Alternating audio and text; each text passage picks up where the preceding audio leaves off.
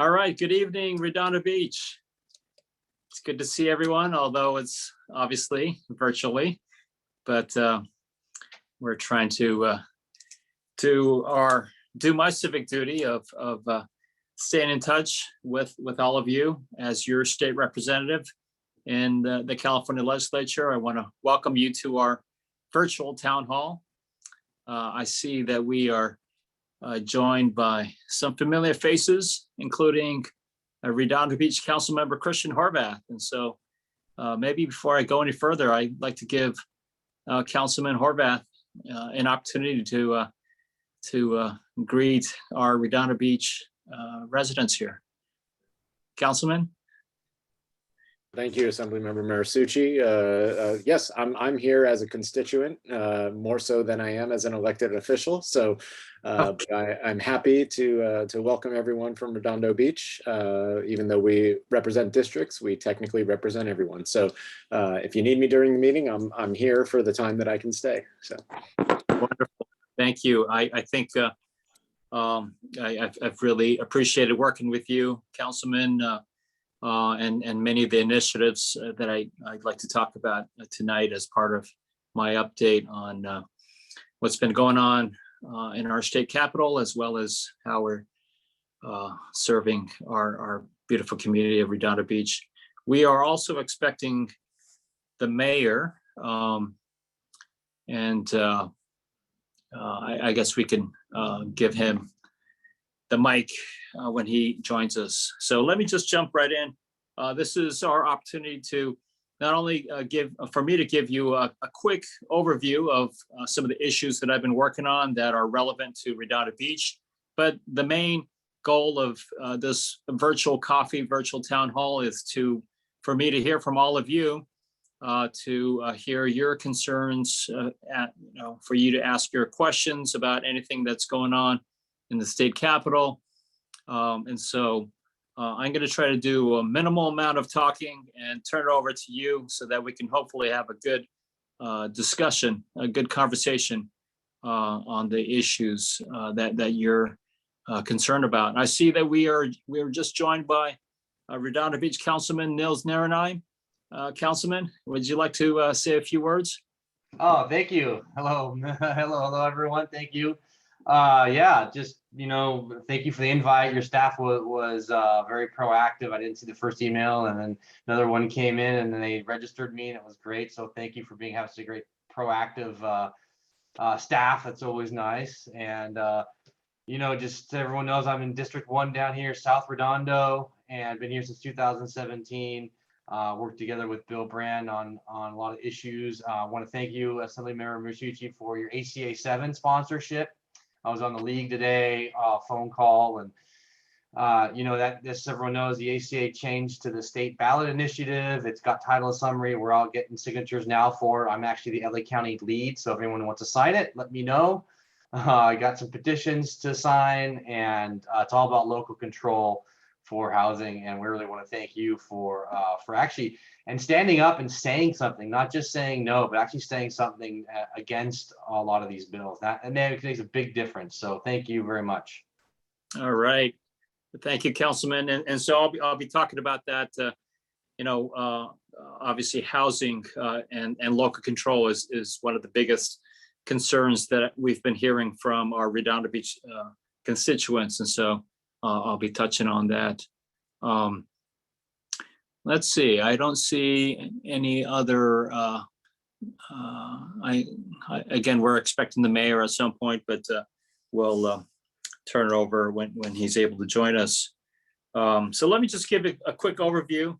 Well, actually, Councilman Naranine mentioned our hardworking staff, and so I want to acknowledge. We have Melissa Ramoso, Andrew DeBlock, and Aaron Forberger that's running this call. We are working out of our South Bay District office.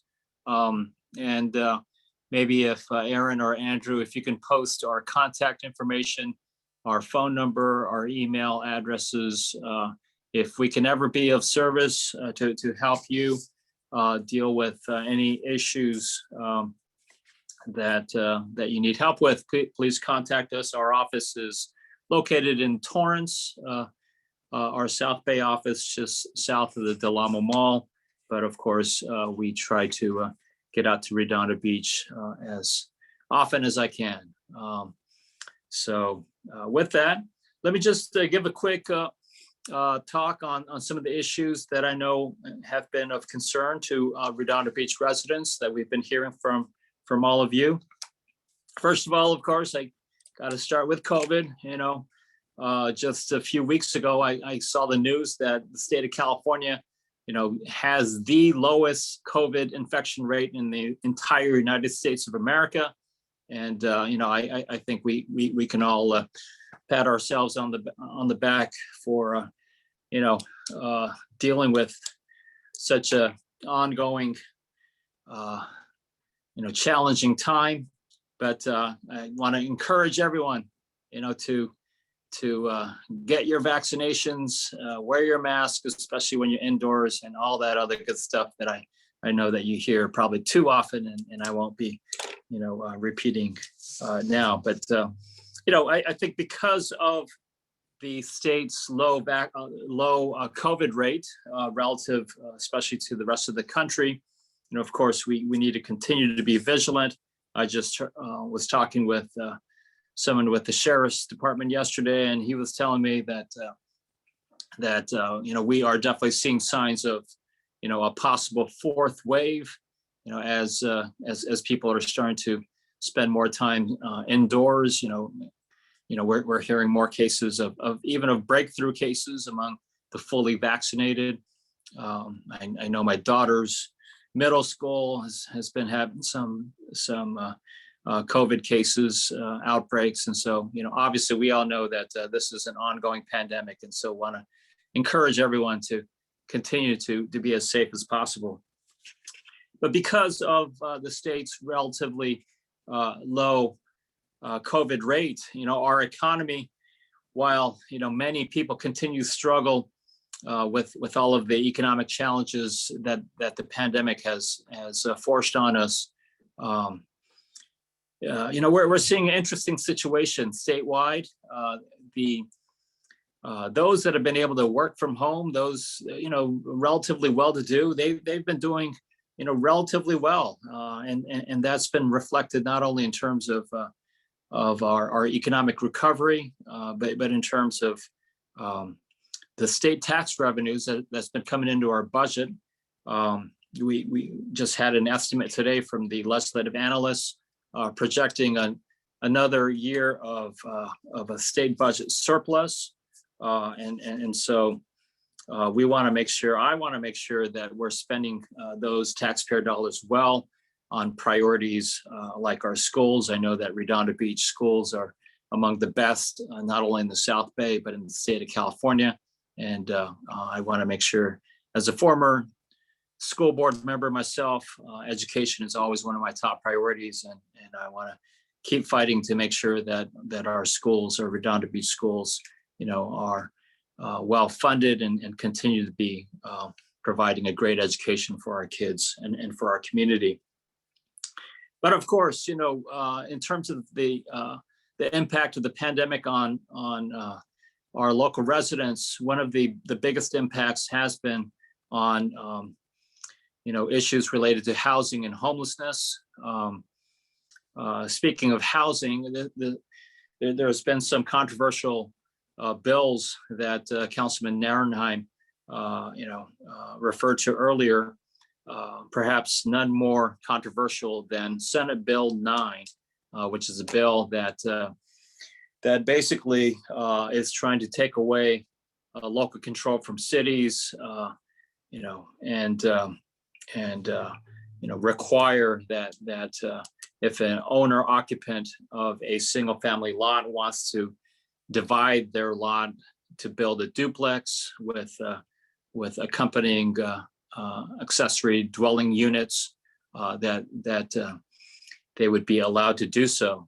I want to make it clear that we heard from more constituents than on this one bill than any other bill for this legislative year, and I heard you loud and clear. And I opposed SB 9.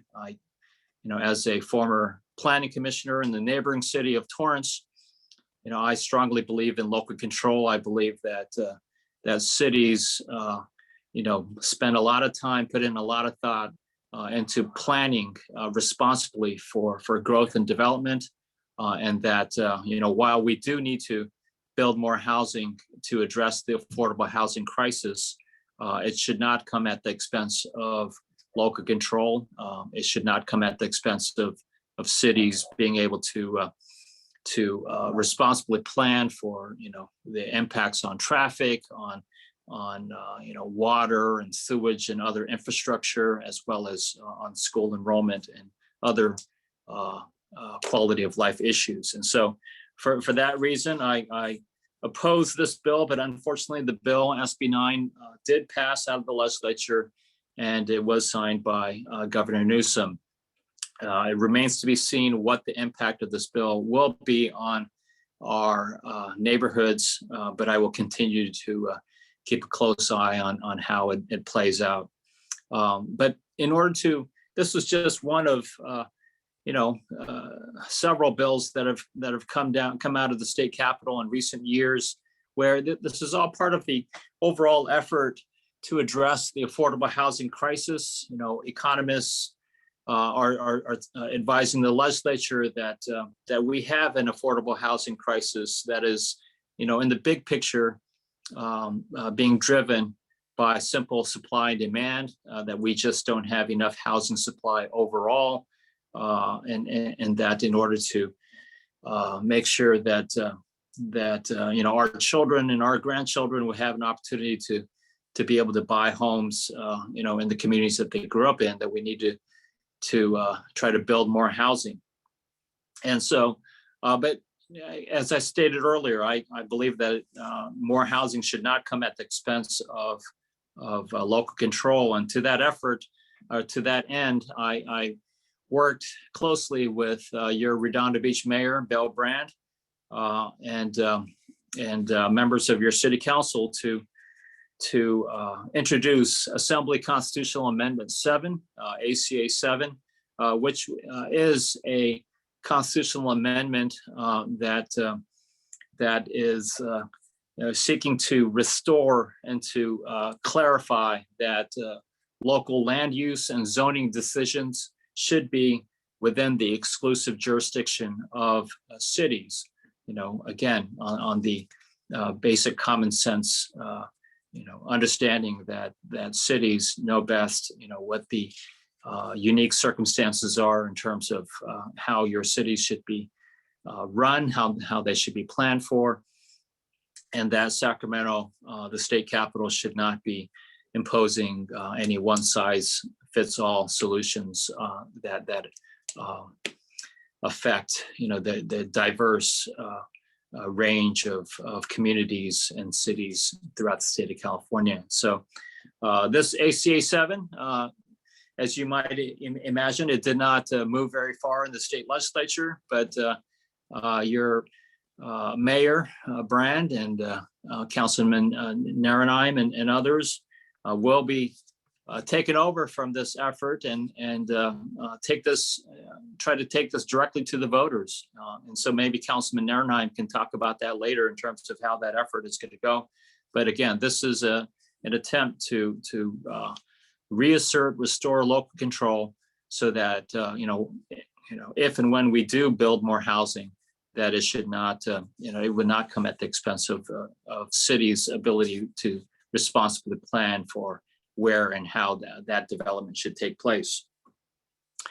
Related to the issue of the affordable housing crisis, of course, is the ongoing homeless crisis. And we know that all communities, have seen the growing numbers of the homeless, including in Redondo Beach. I like to talk about many of the innovative programs that Redondo Beach has been leading on. I've been working with Councilman Horvath on several of these initiatives, two of which I'd like to highlight in our conversation tonight. One is this pilot homeless court program that the Los Angeles County Superior Court has been running with the city of Redondo Beach.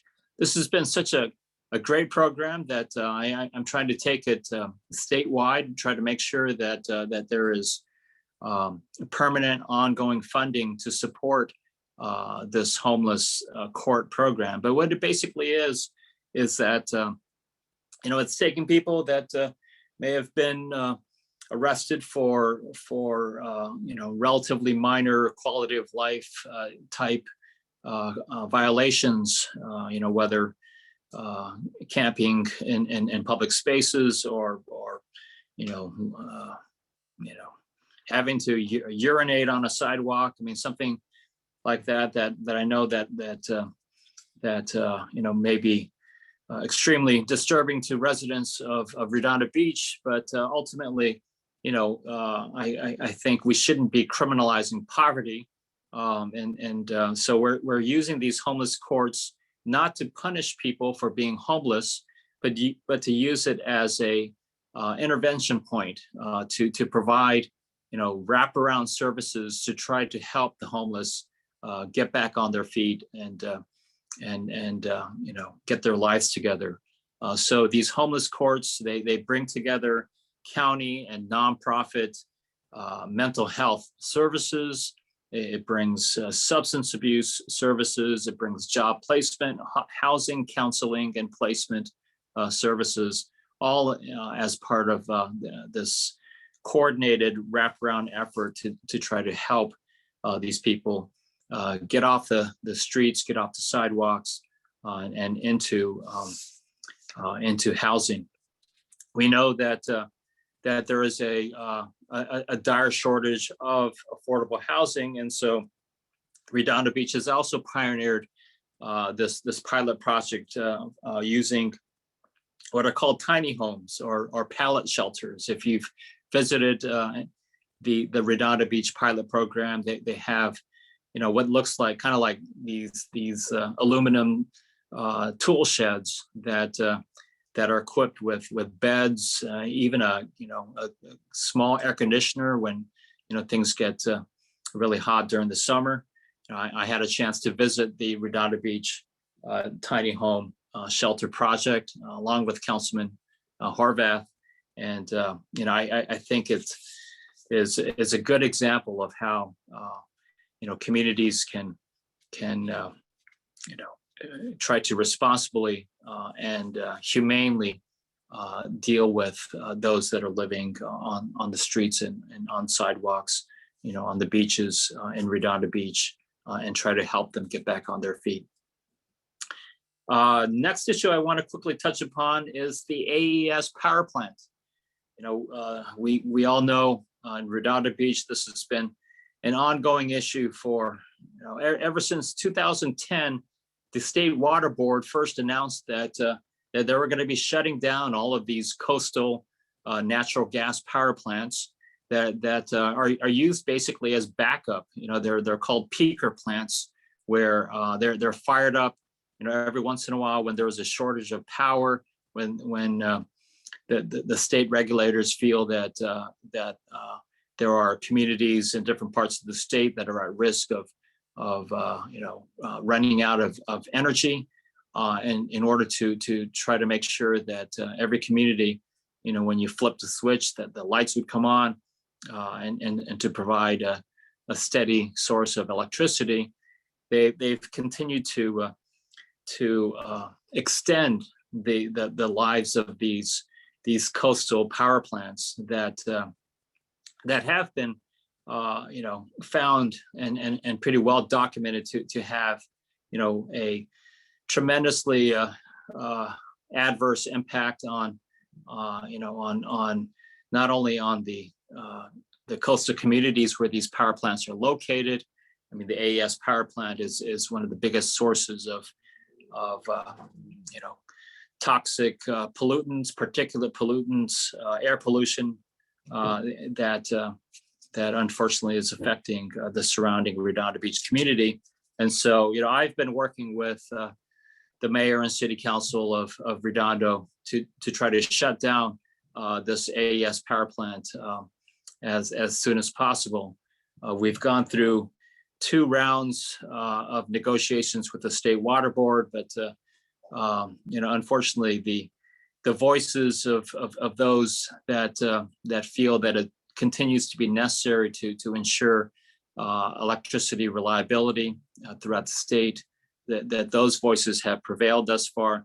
But I do want to announce that I'm going to be reintroducing actually my second time around legislation, a bill to require the Public Utilities Commission and the Energy Commission to come up with an alternative plan to ensure that for electricity reliability and to plan to shut down the AES power plant once and for all, so that we can move on, the community can move on with its long-standing plans to try to restore natural wetlands where the AES power plant now stands.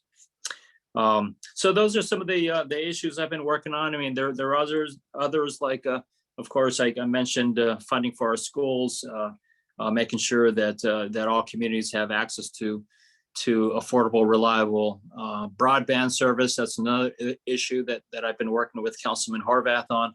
But why don't I stop talking at this point and open it up to questions? So, let me now turn it over to Andrew DeBlock with our South Bay district office. He's going to explain some basic ground rules in terms of how you can ask your questions. And I hope to have a good and lively conversation tonight. So thank you, Andrew.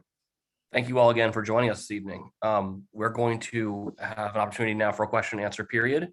If you would like to ask a question, go down to the reaction button at the very bottom of your screen and click the raise hand button. That will alert me that you have a question for the assembly member. I see that folks have already started putting questions in the chat. If you would like to ask the question live, please raise your hand so I can highlight you, even if you've already written it. Should you prefer just a comment in writing, or you want to follow up from the office, please throw that in the chat as well. We will be collecting all of this at the end of the evening, and we'd be happy to call you tomorrow, email you tomorrow. We've also been putting the phone number and the email address for the office in the chat, should you have any follow-up in the coming days. So I see one hand already, and I'll start with Dave. But if anyone else has a question, please raise your hand now, and I'll answer these questions in the order they come in. Thank you so much. And Dave, I'm going to ask you to unmute now to ask your question. Okay, I believe I'm unmuted. Can you hear me? Yes, I can.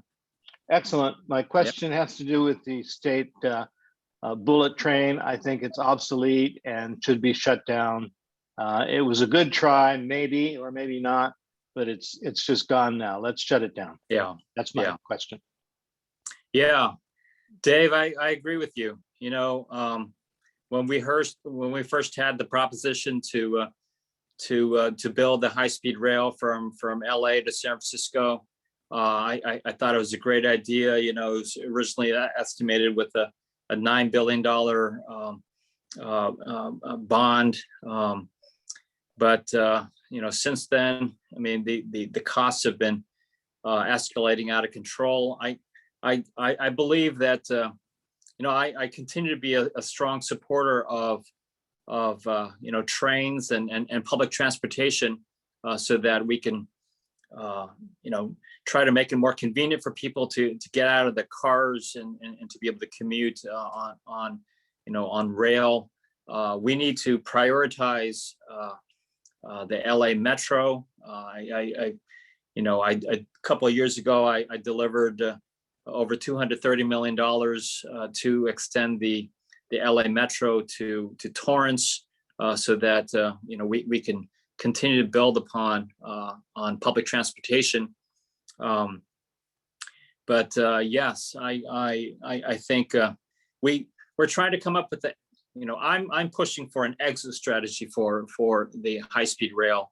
Right now there's discussion about the train just going from Modesto to Merced, and so much billions of dollars have already been spent on this.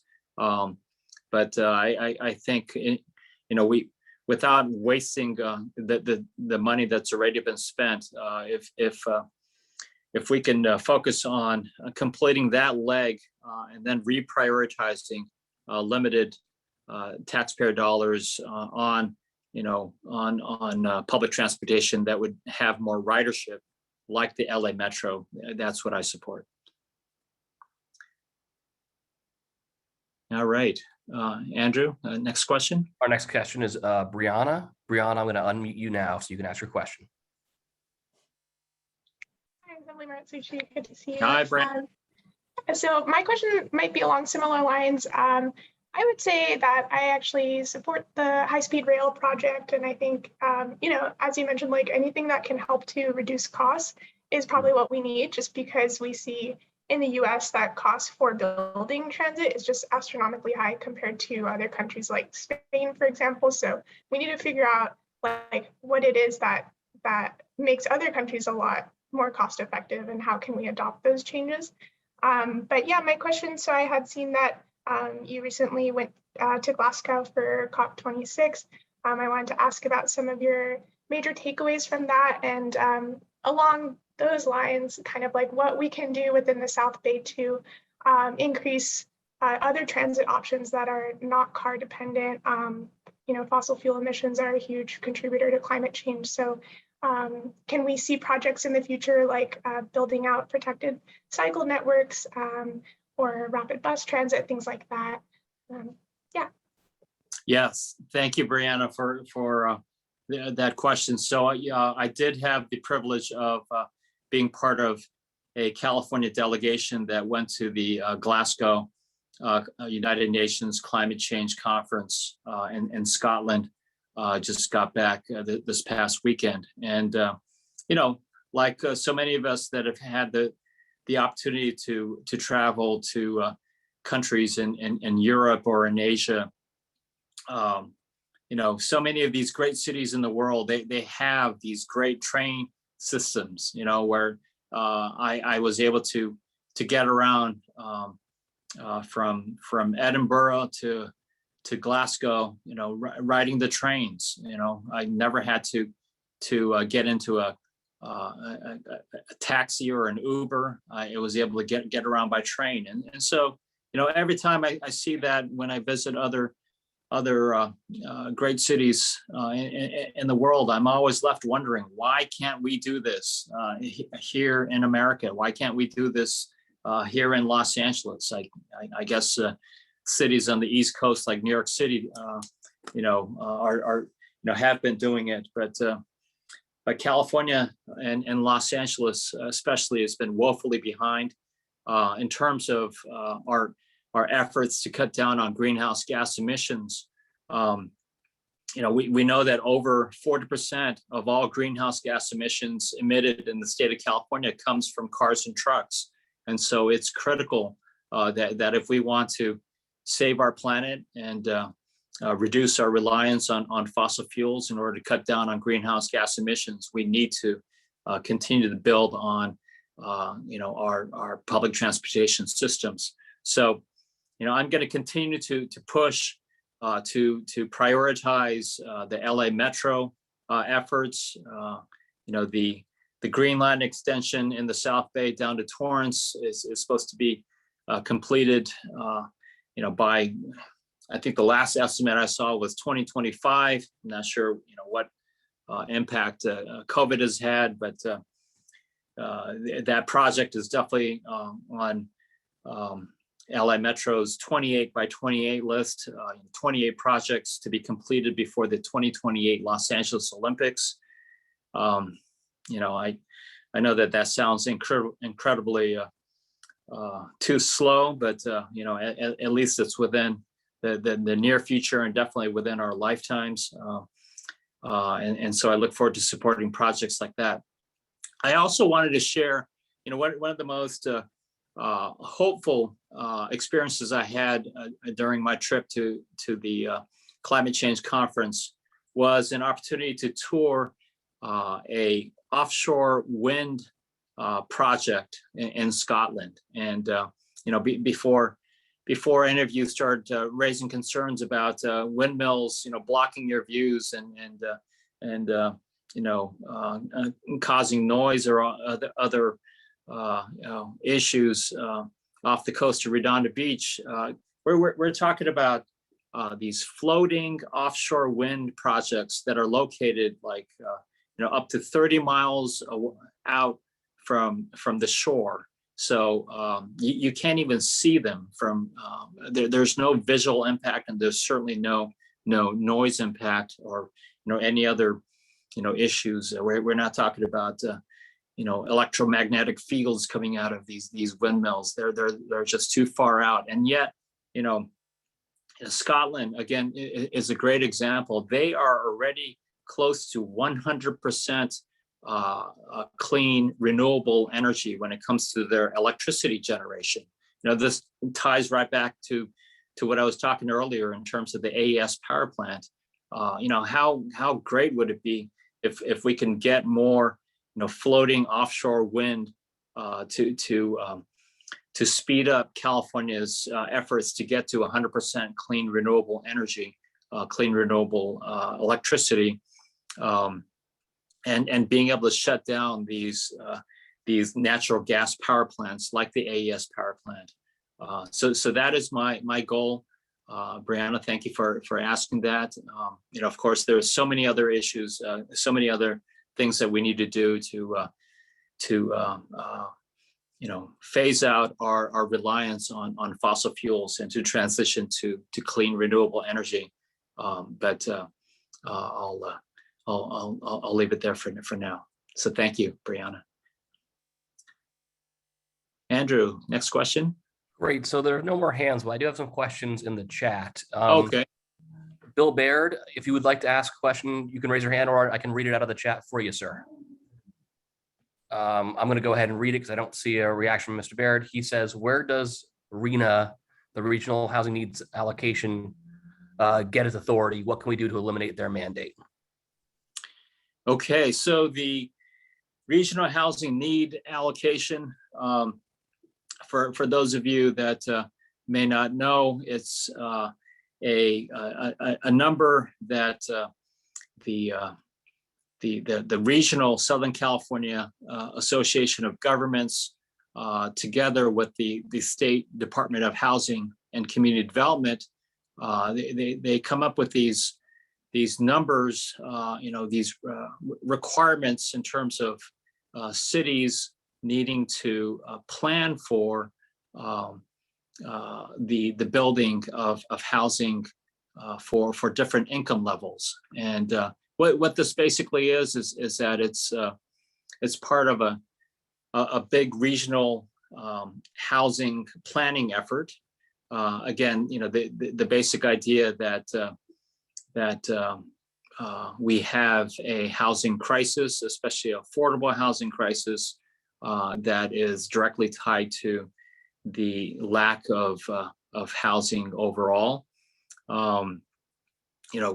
One of my favorite examples, especially for those of you that have lived in the South Bay since the 1980s, in 1980, the state's population was about 20 million. Today, the state's population is about 40 million. So during that 40-year period, the state's population has doubled. But for those of you that remember what Redondo Beach used to look like in the 1980s, I think you can probably safely say I guess there have been some high density housing built along the waterfront, and so maybe that's a little wrinkle in my analogy here or my example here. But I think for it's safe to say that for Southern California in general, the housing supply has not doubled in that 40-year time period. And so for that reason, all cities have to go through this RHNA planning process. And, actually, rather than my doing all the talking, Councilman Horvath or Councilman Narenheim, you're going through the housing element planning process now, I believe. Do any of you, either one of you, want to talk about how that's going for the city of Redondo Beach? Sure. Yeah. Christian, you want to go first? You want me to take a first shot at it? What do you want to do?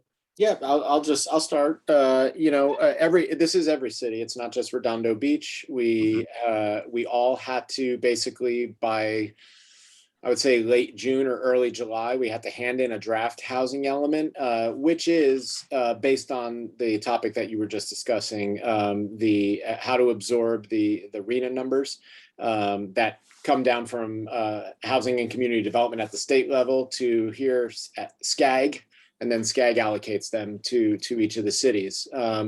Clearly, Redondo has felt for a long time that the RENA allocations have been grossly overestimated for Redondo Beach, and due to the governor's position on wanting to add a lot of housing, that changed the dynamic of really what we were faced with in this most recent cycle.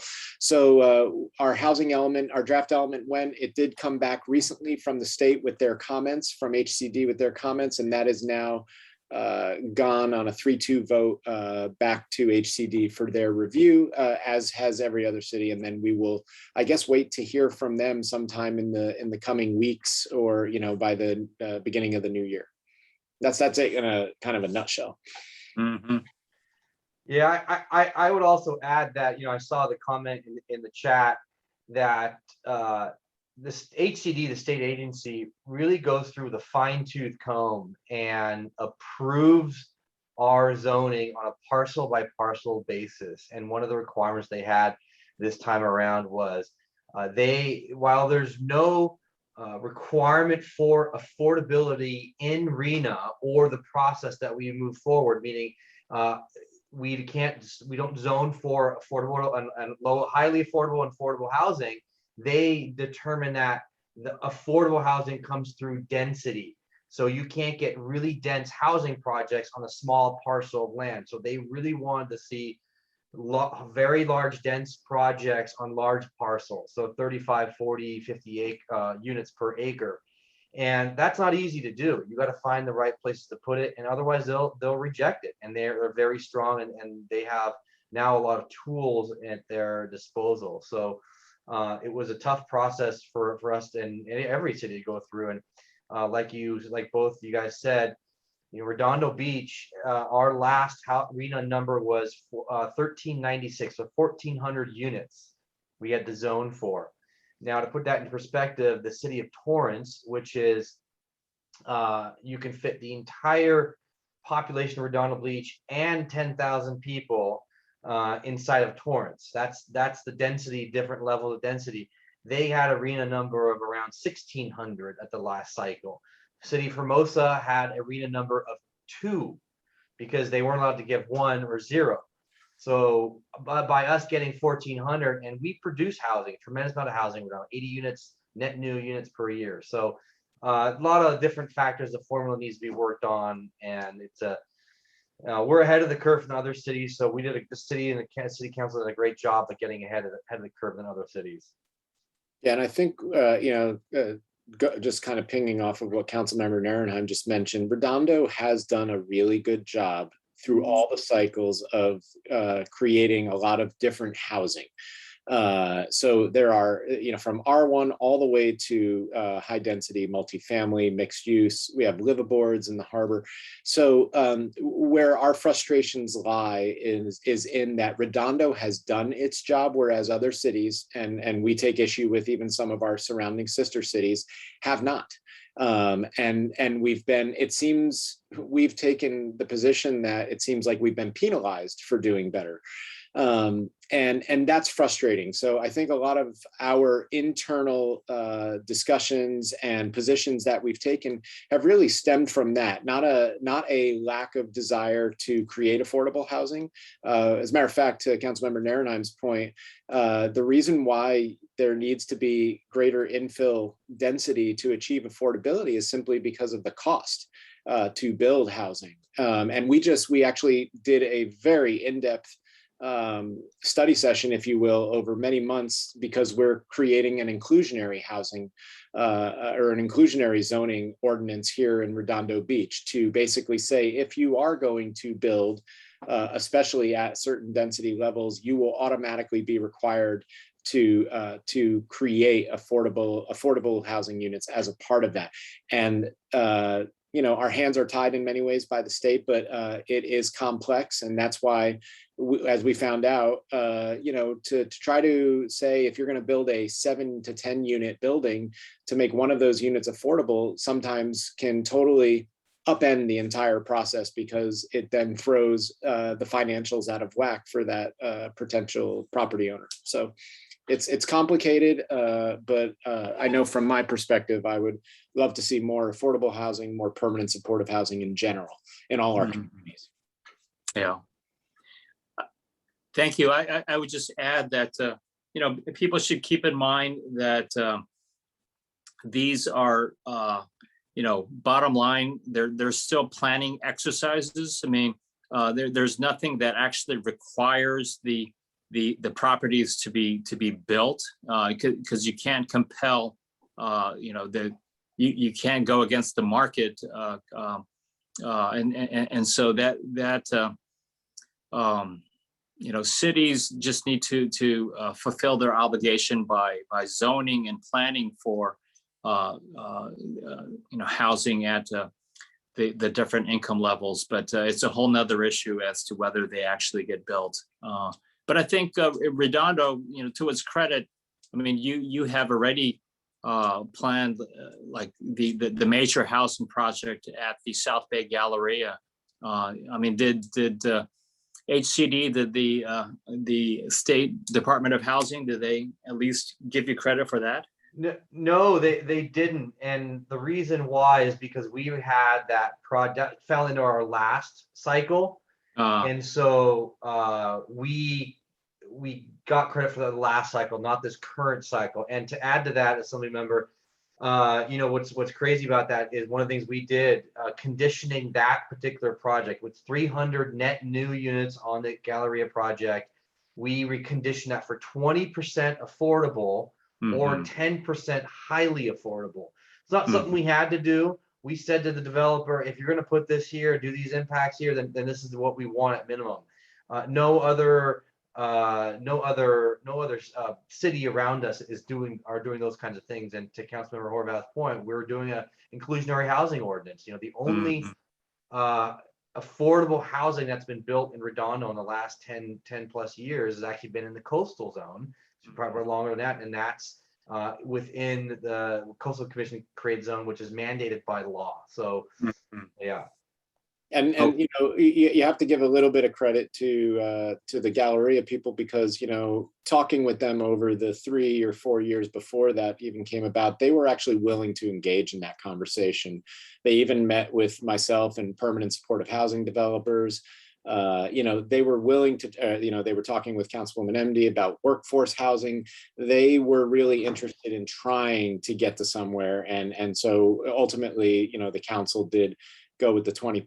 And I think that was great. And they were, a good partner in that. And sometimes you can't find a good partner, so as we've seen with other developments, that have tried to come about. Okay, but thank you for sharing that. Andrew, I think I see some hands going up. We do indeed. We have several hands up. I see Alicia first, followed by Dame, and then Mark. So Alicia, I'm going to ask you to unmute now. Actually, can I go towards the end of the raised hands, if that's okay? No Sure. problem. We'll move to Dame.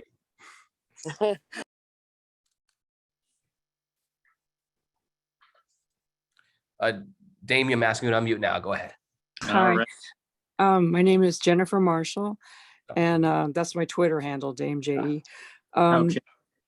Yeah, it's kind of stupid, but I wanted to bring up a subject that all the cities have a part in, about care providers who happen to be related to the person they're taking care of by blood or by marriage. There's legislation that does not allow us to pay FICA. So when you get my age, you find out you're not going to get Social Security and you're not going to get Medicare. And if you do get anything, it's going to cost a lot. Like if I got Medicaid, it's going to cost me over $1,400 a month. And that safety net was taken away from us, probably with good intentions, but I'm not hearing any talk about it with the union that represents care providers, because we're not the bulk of the care providers. We're a sliver of the care providers, a group of care providers who's taking care of a husband who got brain damage in a car wreck, or a son like my son who was born autistic and then got cancer. And it needs really, that's why I look like hell right now. We were in the emergency room all weekend. He may have heart problems on top of his blood thinner issues. He's cancer-free at the moment, but they don't know why he has really horrible symptoms right now. But I can't go to the doctor.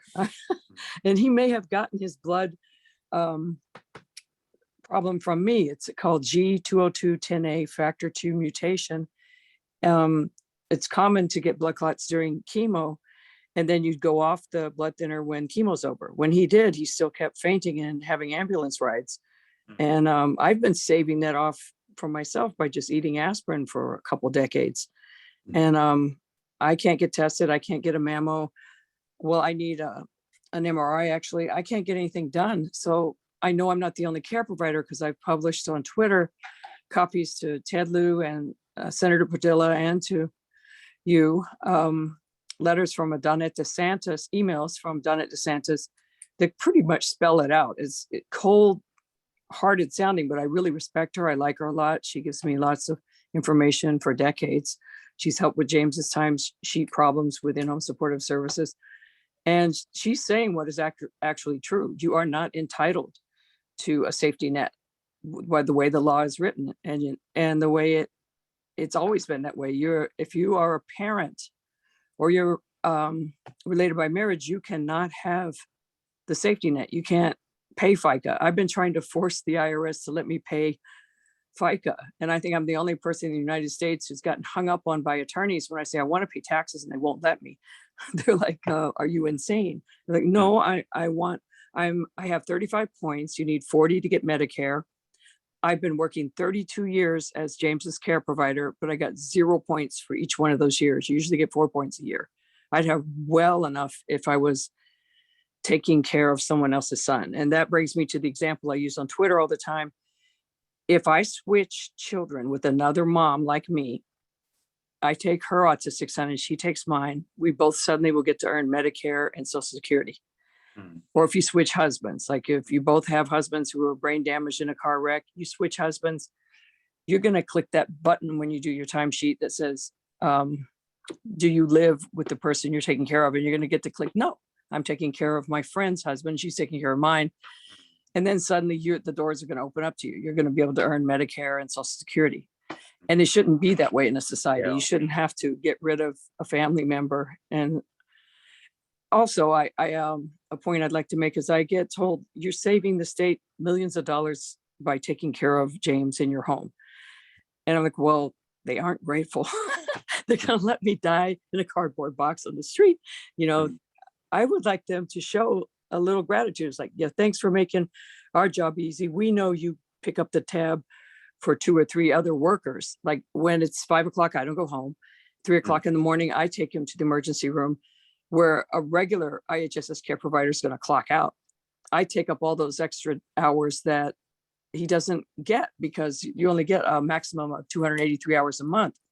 There's a lot more hours in the month, especially if you're really sick like James is. He's incredibly challenged with one thing after the other. I just got a call from his cardiologist. That's why I look like I do now, because we never finished the emergency room weekend. We're still at it. He's trying to figure out how he can do a heart test on an autistic person who's not moving. And I told him, frankly, my son is laying there like he's dead now.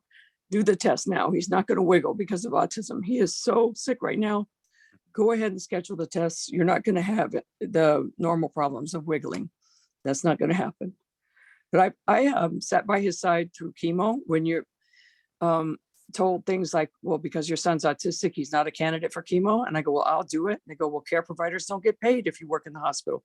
I go, we'll fight about that later. I want him to get chemo because basically when they found the testicular cancer, it was metastasized. They removed the testicle and then they pretty much declared him, you're going to have to die because you're autistic. So my job isn't easy. And I don't know if I could find someone to take it. Yeah. Actually, Yeah, Jennifer, I have a question. Are you, so are you represented by the SCIU long-term care workers?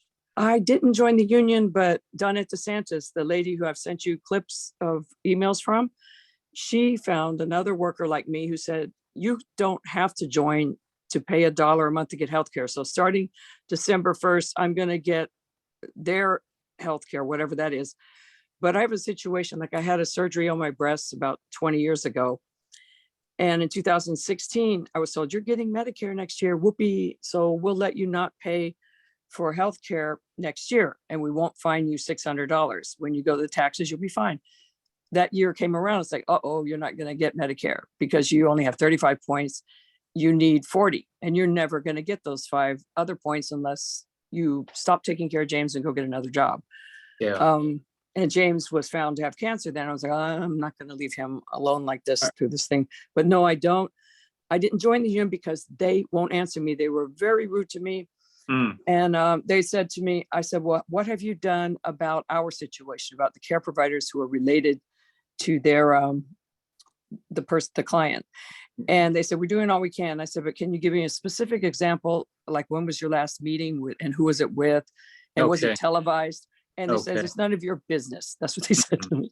So I'm not in a big hurry to shell over money to them. They're also trying to get me to buy life insurance when they won't even make a commitment or allow me to look at their records. I know, like when I talked to the Department of Justice about homeowner associations, you have a right to see the records. And I thought, well, it must be the same with the union too. I should be able to know, what have you done about our situation? I believe they have done nothing, because otherwise, why would they be so angry and secretive about it? So I called them on it. Go ahead. I'm sorry. First of all, I can't imagine. I mean, you're expressing your frustration, and we can all feel it. I think it's one of those complicated situations that we probably need to follow up. After this call, I want to make sure that either Melissa or Andrew or Aaron on this call follows up with you to see what we can do. I mean, if it sounds like it might involve some changes in federal law or regulations, but I definitely hear your frustration, and we want to do whatever we can to help. Melissa or Andrew, do you have any thoughts in terms of how we might be able to help Jennifer? I would appreciate it, Jennifer, if you call or email our office tomorrow, or if you put your phone number or best email address in the chat. We will reach out to you directly tomorrow morning to have a conversation with you about next steps. Happy to help. All right. So I'm sorry, Jennifer. We have to try to make sure that everyone gets a chance to be heard. But I hope your son, pray that your son gets better, and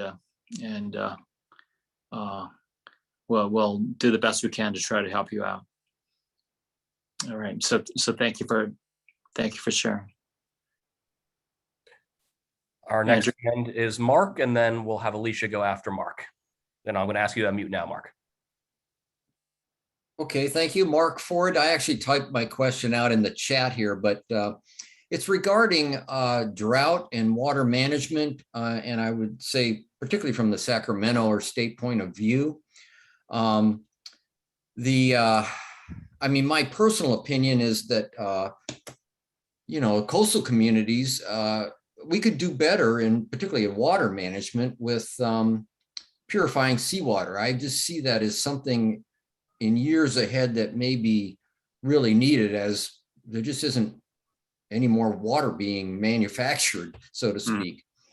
And, I kind of believe that, hey, things like the AES site, there's actually a small reverse osmosis plant there. And I just wonder, what does the state in Sacramento think about sort of utilizing those and enhancing them? And, it can make the community way more resilient. Earthquakes happen, this and that. I mean, to have the local supplies. Yeah. No, thank you. Thank you, Mark. So clearly, water is one of the big challenges, that California's always faced, but especially with the effects of climate change becoming more and more urgent. Right now, the prevailing position in the state capitol is that we should take advantage of the less energy intensive water recycling efforts before we start looking to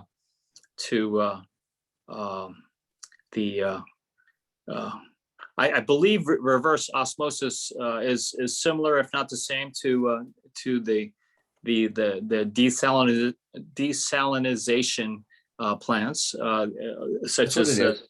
yeah. So the problem with desal is that it's so, well, two main problems. One is that it's extremely energy intensive, and second that it has a significant impact again on the marine and coastal ecosystem. And so I've been talking with our local water agencies, including the Metropolitan Water District. They are building a major new water recycling plant in the South Bay in the city of Carson. I'm supposed to be visiting them in the near future, but you're absolutely right. We need to do a better job of ensuring a local water supply, to have options to make sure that we have local water supply, reliable local water supply. And right now we're prioritizing our attention to stormwater capture and water treatment and recycling efforts to meet the water demand. So yes, that's what we're working on. But Okay, thank you for your question. I'll go back on mute. All right, Andrew. Great, Alicia, you are up if you are ready. I'm gonna ask you to I'm ready. Fantastic. Hi, how are you? Can you hear me okay? Good. Yeah, we can hear you. So I'm speaking on behalf of some other people also, but I don't know if this is where we need to bring our questions or our fight to.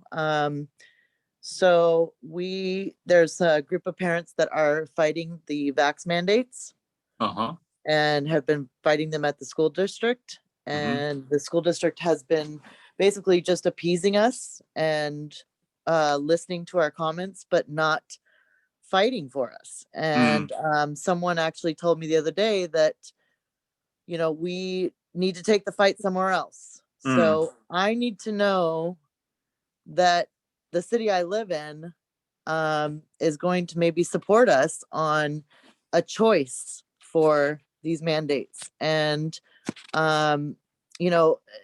just to give you a little piece of what happened to me today is my son was exposed at the high school and they said, "Oh, I'm sorry, you have to go home." And who's going to be there to teach him? Well, nobody. My husband can't get a job because we have to be home in case our kid has to quarantine. Our other daughter that goes to Alta Vista elementary school was placed on a quarantine because she was on the pathway to COVID. But I would like to see or hear who we need to go and take our fight to and voice our concerns other than our school district, because our school district is not listening. They are following the guidelines, that was in quotes, guidelines by the CDC and Department of Health. And they say that that's all they can do is follow the guidelines. So who can speak up for us that is against vaccinating the children? I'm vaccinated myself. My father's vaccinated, who we take care of in the house. My husband is vaccinated, but I want to know if there's somebody in our area that will take the fight and say, hey, You know, our teachers don't want to be vaccinated. There's police officers that don't want to be vaccinated. There are children that don't want to be vaccinated.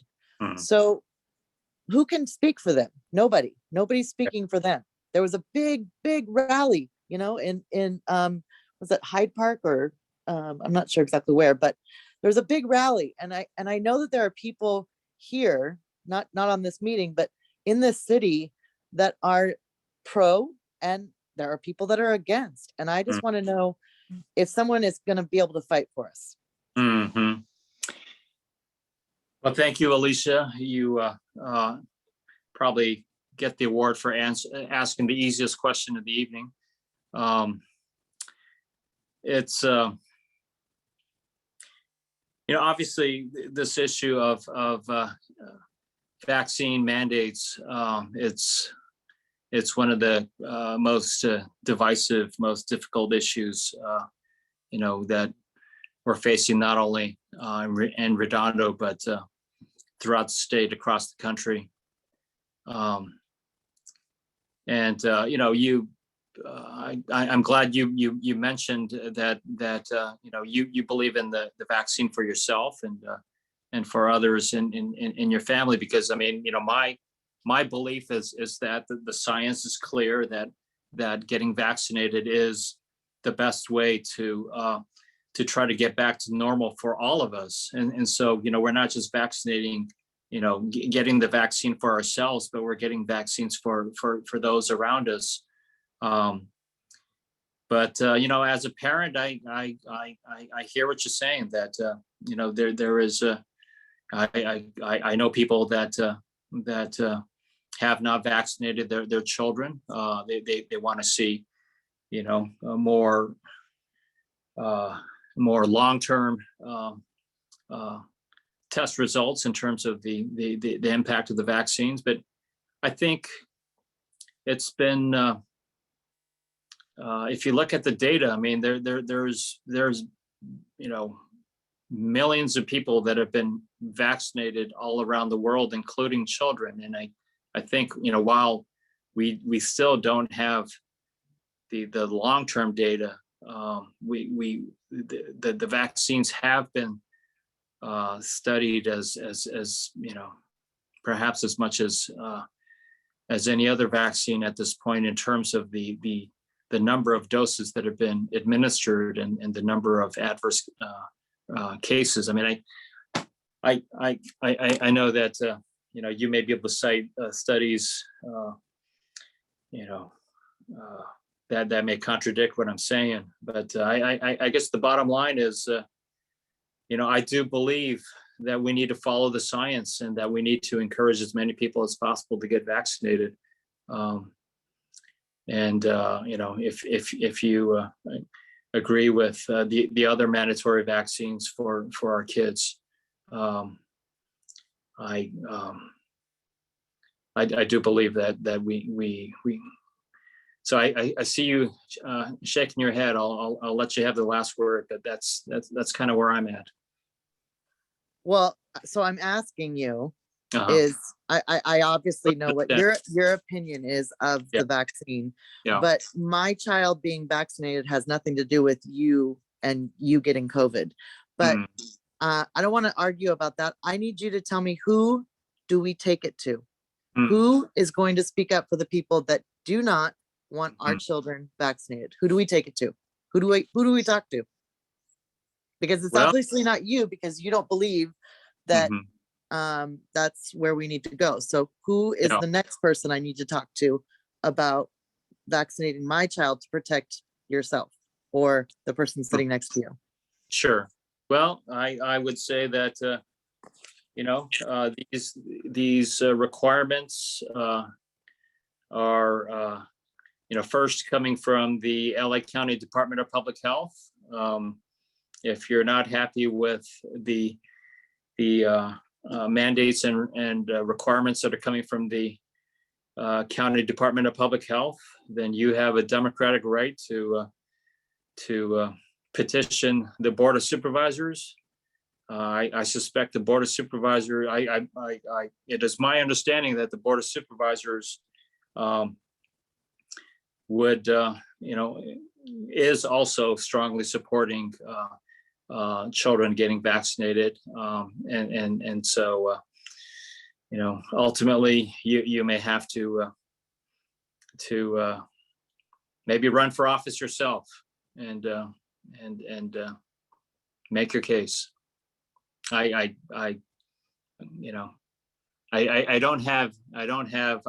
trying to answer your question in as straightforward and honest way as possible. But I do believe that the overwhelming majority of federal, state, and local government officials do believe in the importance of these vaccine mandates. And if you disagree with it, you're going to have to find other like-minded people and make your case. Thank you for sharing. Andrew. So that is the end of the hands that we have raised this time. I see Bill Baird. Oh. Yes, I'd like to give him an opportunity. He had a follow-up to his earlier question and is now available. Okay. Bill, I'm asking you to unmute now. You should be able to speak. Yes, and please forgive me, I wasn't clear when I was talking about RENA. Okay. I'm hearing enough from all of the cities that what they're trying to do is meddle into things. All I want to know is, what is the language that we would need on a proposition on the 2022 ballot to get rid of this program? That's all I'm looking for. I don't need it. Are we putting the houses wherever we're putting them? I just need to know, how do we, as citizens, put it together in a proposition, send it on the ballot to get rid of this program, period. That's all I want to know. Okay. I don't have the answer off, at this moment, but if you contact our office, we'd be happy to follow up with that information. I appreciate that. Thank you very much. Yeah, thank you. Thank you for your participation. All right. Andrew, shall we go to the chat to see if there? Absolutely. Chronologically, we have a lot of comments from VJ. VJ, I don't know if you wanted to share your thoughts or ask a question out loud. I'll give you the chance to do so now. Can you hear me? Yes, we can. Yeah. Okay. Well, I think we have already talked about the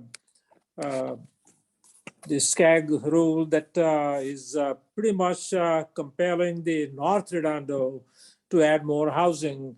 And what I keep wondering is, the state has lost population. We're losing 2 seats in the House. So, people are leaving, and yet the state is forcing North Redondo in particular, and I would say all the beach areas, to add more housing. Mm-hmm. How does that help us? How is it not going to prompt more people to leave the state? Mm-hmm. And this just boggles my mind. Okay. When you go out east and you have wide open spaces, all kinds of room to build housing as much as you want, it will be far more affordable than building housing here. Mm-hmm. So it just doesn't make any sense. And the mayor said that this is all the muddied interests in Sacramento which are forcing the issue, not the citizens, not the people like me who have lived here for 30 years. So our votes don't seem to count at all. Mm-hmm. Yes, well, you are right that I believe last year was the first time on record that California's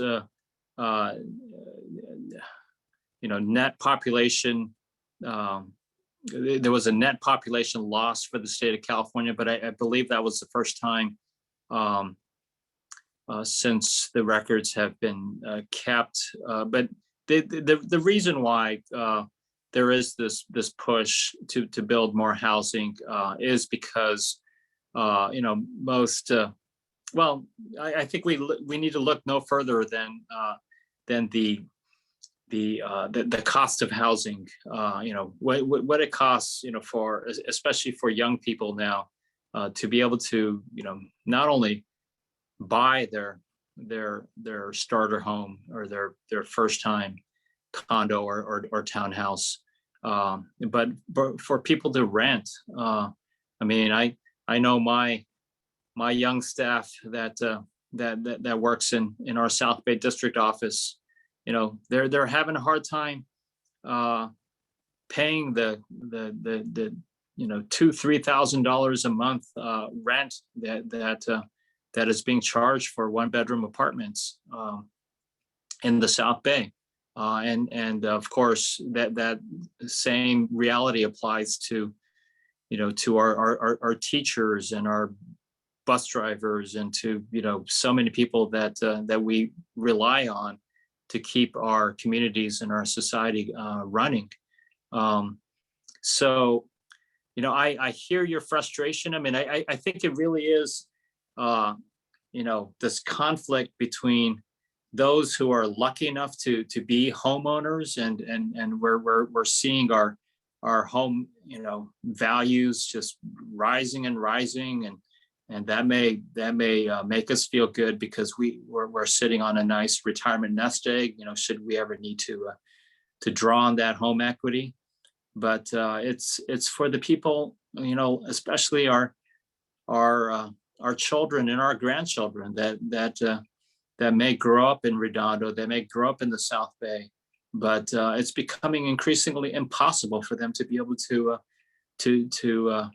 rent or buy a home in the communities that they grew up in. So that is really at the heart of what's driving all this. I suspect that maybe Councilman Narenheim or others may disagree or place the emphasis on things like inclusionary housing, because I've had many discussions along these lines with them. But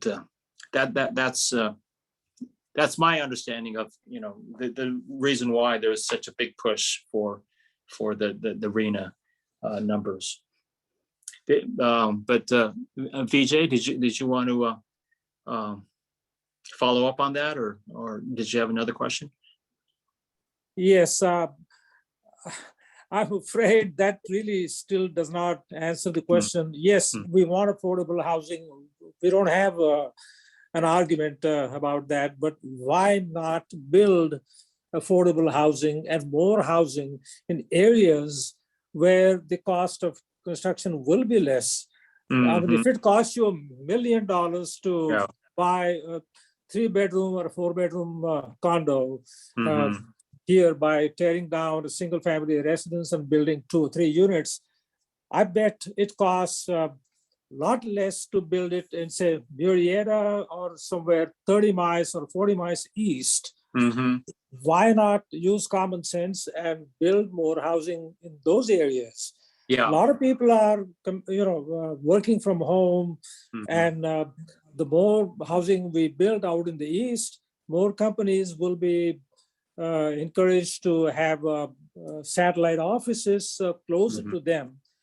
All we're doing here by adding more housing in the beach areas is we are making that 405 almost impossible to go on. My wife is, scared to death of getting on the 405 in view of the traffic. So what do we do? How do we help the state and the residents by adding, making the North Redondo and all the 3 beach cities as well as Torrance more congested?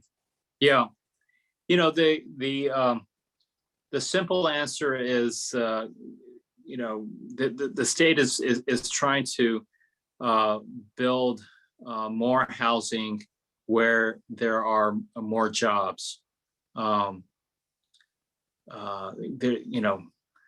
Even though the aerospace industry, for example, is not what it used to be before the end of the Cold War, it still is a major employer, a major creator of jobs in the South Bay, and so as a urban planning effort, groups like the Department of Housing and Community Development are trying to push for more housing to be built closer to where the jobs are.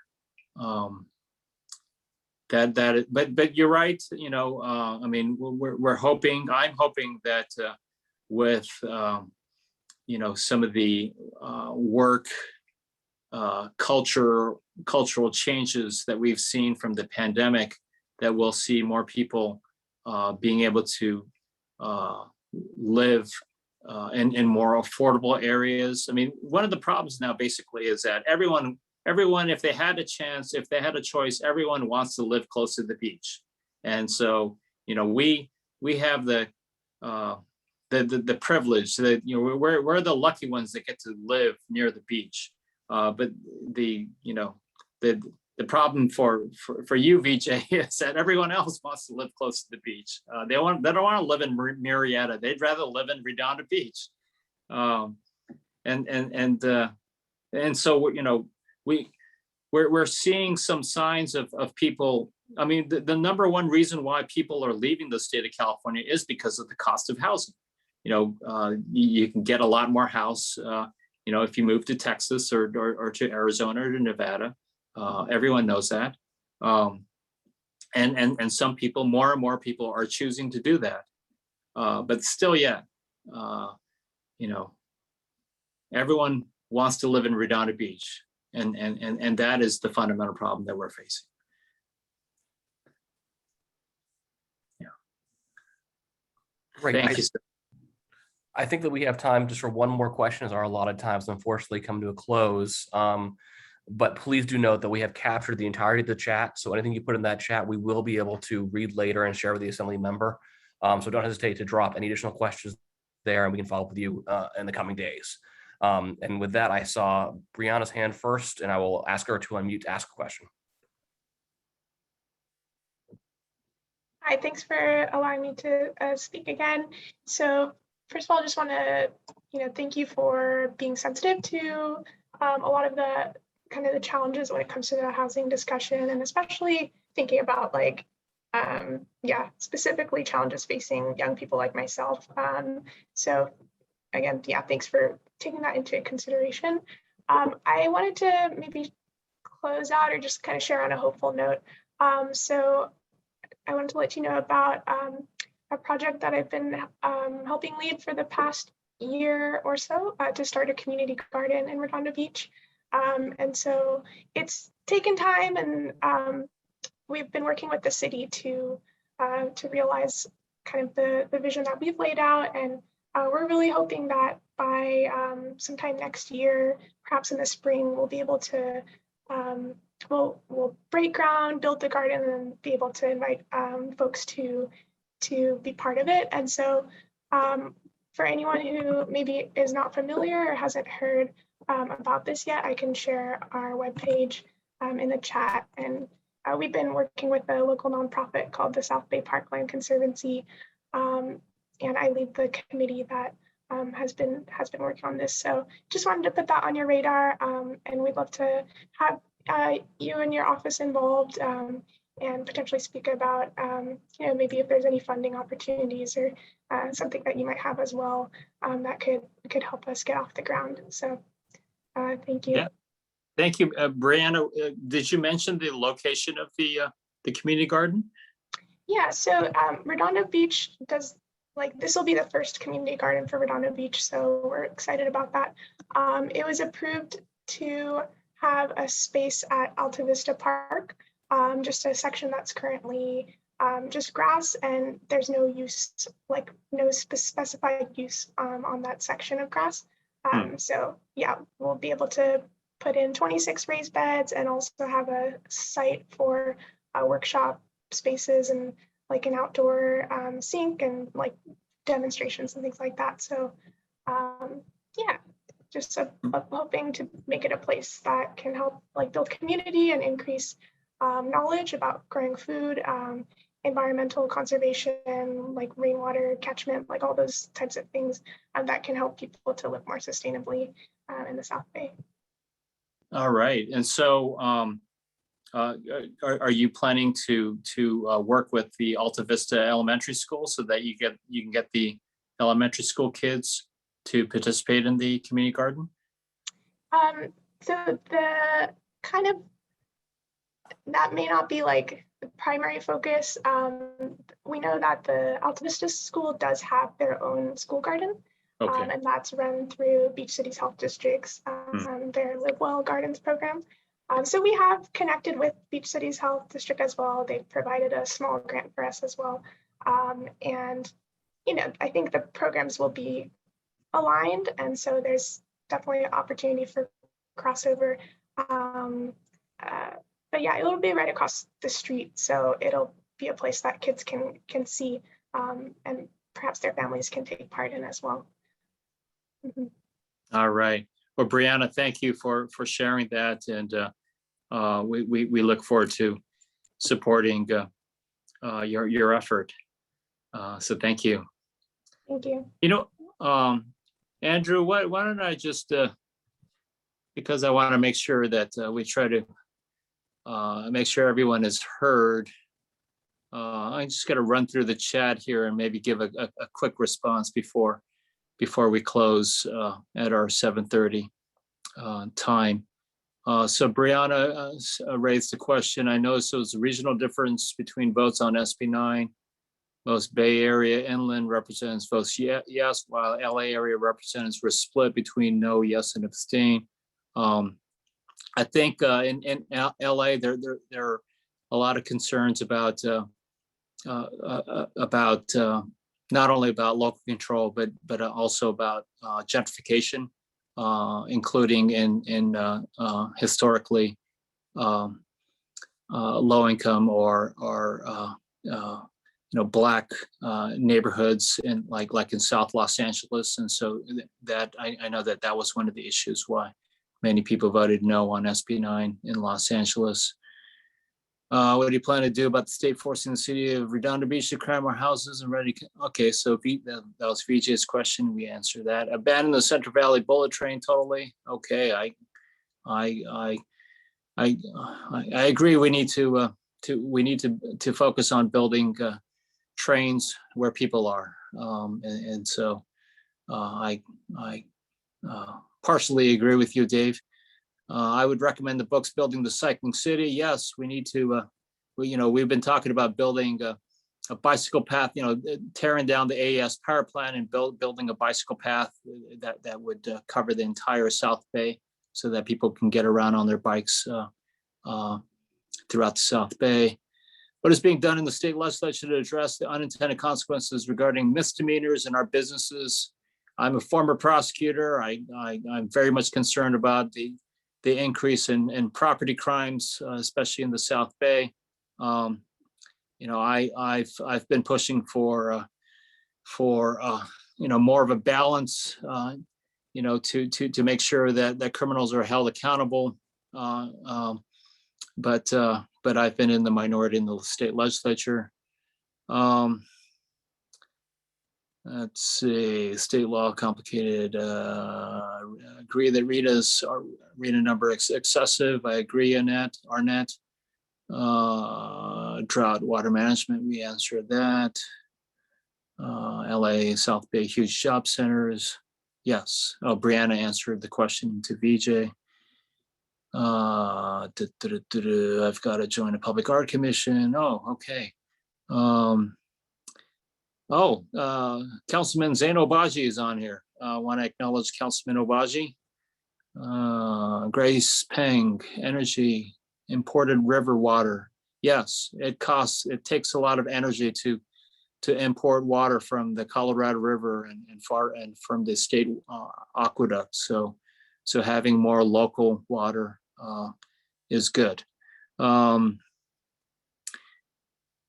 More than enough data showing COVID vaccine is safe. Yes. What can we do to eliminate RENA? We'll follow up with Bill. Vaccine mandates for school enrollment are not a new concept. Candace, opposing children's vaccines. You can join the South Bay Alliance. Okay. Hopefully Alicia saw that. With an easy question, sir. Whether do you believe parents have the right to choose whether their kids are vaccinated? I think that the balancing act in terms of the right to choose whether their kids are vaccinated is to be balanced with the kids attending public schools and making sure that it's safe for everyone, students, teachers, support staff. How does luck make you a homeowner? Not sure what that is referring to. Why is it only legislation for more housing without a requirement for affordable housing? Well, the basic idea is that by building, increasing the supply of housing overall, that would have the under basics law, economic law of supply and demand, that would over the long run make housing more affordable. That while inclusionary zoning may be good, that we just can't keep up with the overall big picture demand just with inclusionary zoning. It shouldn't be either or, but it should be both. Real benefit of building more homes near the beach over Murrieta. We don't need much air conditioning. Sad that you started with my question being easy. You still didn't answer my question, and that's the sad part. The vaccine isn't even FDA approved, and we need help for someone to listen to the opposition. Alicia, I'm trying to listen to all sides, but I still have to stay firm. I do believe that vaccines, that there's enough vaccine evidence that the vaccines are safe, and that's the best way to protect everyone. I'm sorry that you disagree. Vaccine mandates, talk to your trusted family doctor. That's good advice. On that note, Andrew, is there anything else that we need to address? Unfortunately, we hit the end of our time. Okay. So we did have a couple hands go up while you were speaking, but we've unfortunately hit our 7:30 end date on time already. Okay. But for those of you that have your hands up, I'm sorry we weren't not able to get back to you. Jennifer, I see your hand. And Holly, sorry we didn't get to you, Holly.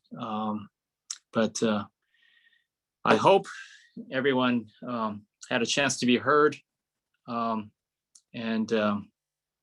We will continue to be available if we can help you in any way. Jennifer, please follow up with us. I know you have, a more complicated situation that I was able to address this evening. Please follow up and contact us. And for everyone else that's still on the call, thank you very much for joining us. Hope you have a great, safe Thanksgiving. So take care.